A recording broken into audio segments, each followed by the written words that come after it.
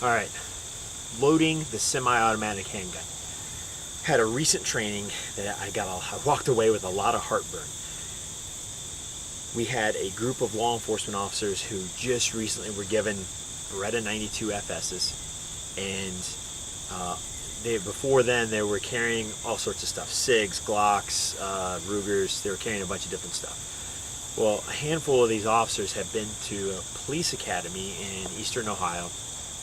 Not going to name the academy.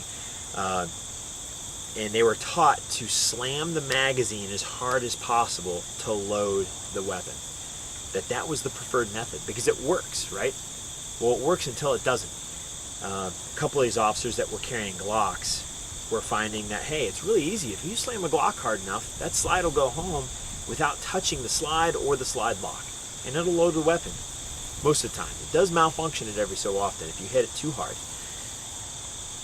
So they transfer over to Beretta 92 FSs. Most of them have been refurbished, or they're brand new guns, and they've got brand new springs in them, and they're really tight. They're put together really tight.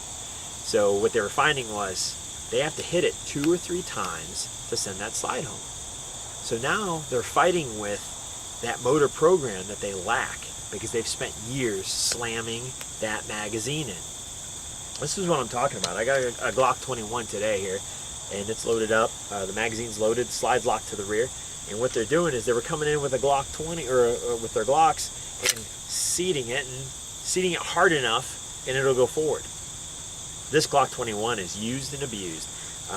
It probably needs the slide lock lever replaced. That spring in there is probably really loose because it goes home pretty easy. But I still have to consciously put a little bit of extra effort into it to make that happen. Because if I were to load like I normally do, right, which is seating the magazine, and I come over top and I grip and rip it. Right? I remove the slide off of the slide lock. That's how it works. Other people will do something like this. Well, they'll seat the magazine, come over, and hit the slide lock with their thumb.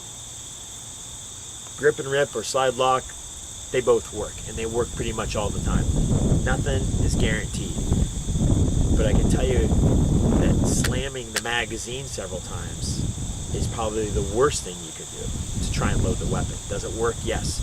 I know that's an option for me later on. And sometimes under stress, you slam it hard enough, the slide goes forward, and it loads the weapon. Well, then great. I don't sit there and fumble with anything. I just continue to push on.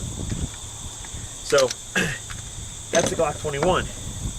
I've got a car, CW9 here, that is really tight tolerances. I've got to really hit it. It actually hurts my hand a little bit because I had to hit it so hard.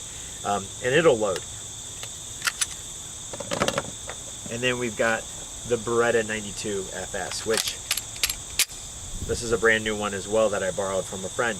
And it's tight. It took several hard hits for it to go forward. Is that efficient? No, it's not. Slide lock, slide release button, yes, that works well. I'm not a big fan of that because it's small, it's hard to get to, and they change locations from gun to gun. I like to come over and manipulate the slide whenever possible. So the point of this rant is to find a motor program, whatever it may be, whether it's loading or unloading or drawing the weapon, presenting a rifle, getting into a kneeling position, whatever it is. Find what works in almost all instances. Make that your plan A, and then always have a plan B.